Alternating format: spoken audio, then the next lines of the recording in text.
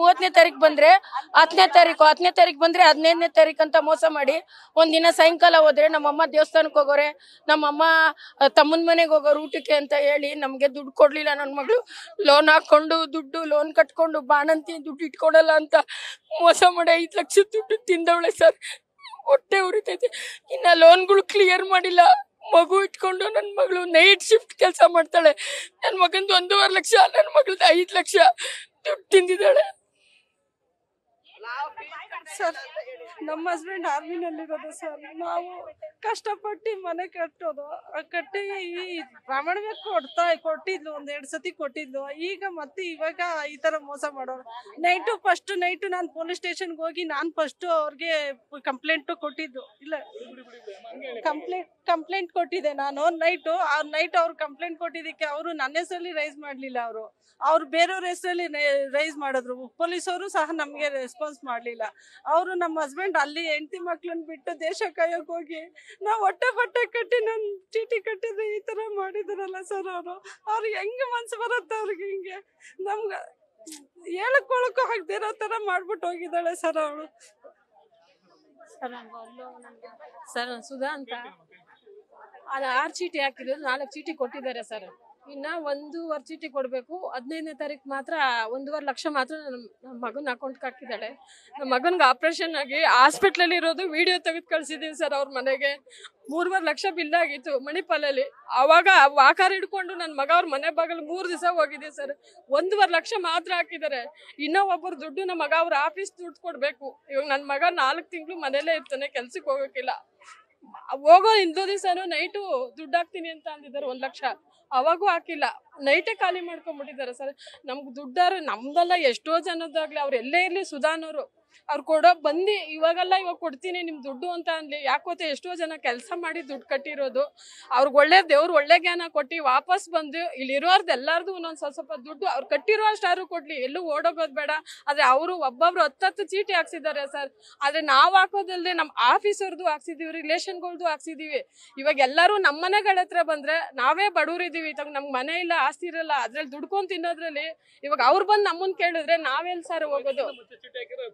ಇಲ್ಲ ಸರ್, 20 ವರ್ಷದಿಂದ ಹಾಕಿ ನಮ್ಮ ಮಗನ್ ಮದ್ವೆಲಿ 2 ಚೀಟಿ ಕೊಟ್ಟಿದ್ದಾರೆ, ಎತ್ತಿದೀವಿ. ನೆಕ್ಸ್ಟ್ ಎಲ್ಲ ಚೆನ್ನಾಗಿ ಚೀಟಿ ಓಡ್ತಾವಲ್ಲ ಅಂದ್ಬಿಟ್ಟು ಆಫೀಸರ್ದೆಲ್ಲ ಸೇರಿಸಿ ನಾವು 6 ಚೀಟಿ ಹಾಕಿ ತಿಂಗಳಿಗೆ 75,000 ರೂಪಾಯಿ ನೋಡಿ ಇಲ್ಲೇ ಇದೆ. ಇದೇ ಅಮೌಂಟ್ ನಮ್ಮ ಇದು ಕಳ್ಸಿರೋದು ಎಲ್ಲ ನಮ್ಮ ಮಗ ಕಳ್ಸಿದ್ದಾನೆ. ಅವ್ನು ಬರಕ್ಕಾಗಿಲ್ಲ, ಕಾಲ ಆಪರೇಷನ್ ಆಗಿ 1.5 ತಿಂಗಳಾಯ್ತು. ಅದ್ರಲ್ಲೂ ಅವ್ರ ಮನೆ ಬಾಗಲ್ 3 ದಿನ ಅಲ್ದಿದೀವಿ ಸರ್. ವಾಕರ್ ಹಿಡ್ಕೊಂಡೆ ನನ್ನ ಮಗ ಹೋಗಿದ್ದಾನೆ. ಅಷ್ಟು ನಿಯತ್ ಬೇಡವಾ ಸರ್? ನೈಟ್ 1 ಲಕ್ಷ ಹಾಕ್ತೀನಿ ಅಂದವ್ರು 9 ಗಂಟೆಗೆ ಅಂದವರು 10 ಗಂಟೆಗೆ ಸ್ವಿಚ್ ಆಫ್ ಮಾಡ್ಕೊಬಿಟ್ಟಿದ್ದಾರೆ ಸರ್. ಸುಧಾ ಅಂತ ಸರ್. ನಾನು 3 ಚೀಟಿ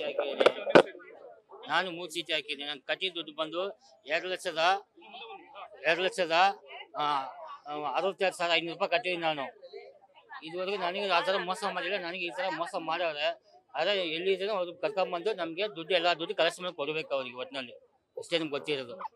ಆರ್ಮುಗು ಅಂತ ನನ್ನ ಹೆಸರು ಮಧುಸೂದನ್ ರೆಡ್ಡಿ ಅಂತ. 10 ಲಕ್ಷ ತನಕ ನನಗೆ ಅಮೌಂಟ್ ಬರಬೇಕು. ಈ ತಿಂಗಳು ಚೀಟಿ ಮುಗೀತು.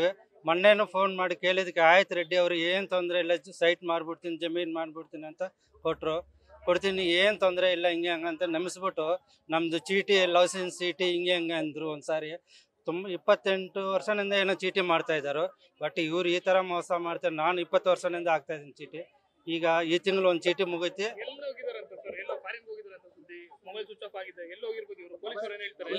ನನ್ನ ಲೆಕ್ಕ ಪ್ರಕಾರ ಮೊನ್ನೆ ನಾನು 1ನೇ ತಾರೀಕು 50,000 ಫೋನ್ಪೇ ಮಾಡಿದ್ದೀನಿ. ಯಾರೋ ಯಶೋದಮ್ಮಕ್ಕೆ ಫೋನ್ಪೇ ಮಾಡು ಅಂದ.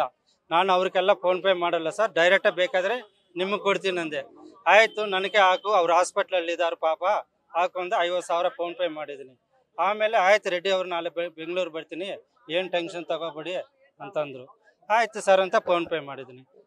ತುಂಬ ಚೀಟಿ ವ್ಯವಹಾರ ಚೆನ್ನಾಗಿ ನಡೆಸ. ಇತ್ತೀಚೆಗೆ ಅವ್ರ ಪ್ರಾಪರ್ಟಿ ಎಲ್ಲ ಬೇರೆ ಕಡೆ ಮಾಡ್ಕೊಂಡಿದ್ದಾರೆ. ಎಲ್ಲ ಇನ್ವೆಸ್ಟ್ಮೆಂಟ್ ಮಾಡಿಬಿಟ್ಟು ಆ ಪ್ರಾಪರ್ಟಿ ಎಂಕ್ವೈರಿ ಮಾಡಿ ಸರ್ ನಿಮ್ಮ ಕಡೆಯಿಂದ. ಸರ್ ನನ್ನ ಹೆಸರು ಶಿವಕುಮಾರ್ ಅಂತ. ನಾನು ಕೂಡ 3 ಚೀಟಿ ಹಾಕಿದ್ದೀನಿ.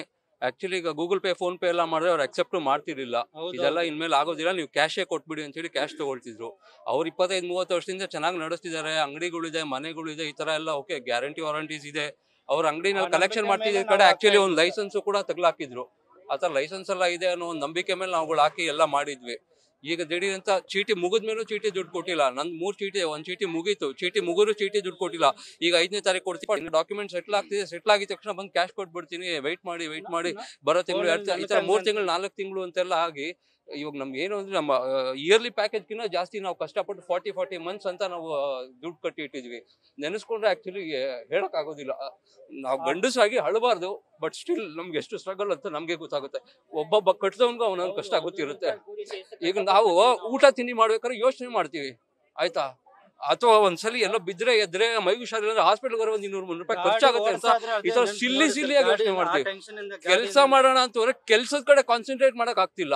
ಈ ಕಡೆ ಇಲ್ಲಿ ಬಂದು ನಿಂತ್ಕೊಳ್ಳೋಣ ಅಂದ್ರೆ ಇಲ್ಲಿ ಬಂದು ನಿಂತು ಟೈಮ್ ವೇಸ್ಟ್ ಆಗ್ತಿದೆ. ಈಗ ಪೊಲೀಸ್ ಸ್ಟೇಷನ್ ಕಂಪ್ಲೇಂಟ್ ತಗೊಳ್ಳಿ ಅಂದ್ರೆ ಕಂಪ್ಲೇಂಟ್ ಎಲ್ಲಿ ತಗೊಳ್ತಾರೆ? ಈಗ ಡಾಕ್ಯುಮೆಂಟ್ಸ್ ಒಂದಷ್ಟು ಕಲೆಕ್ಟ್ ಮಾಡ್ಕೊಂಡು ಹೋದ್ರು 10 ಜನನೇ ಕಳಿಸ್ತೀವಿ, 10 ಜನನೇ ಕರೆಸ್ತೀವಿ ಅಂತಿದ್ದಾರೆ.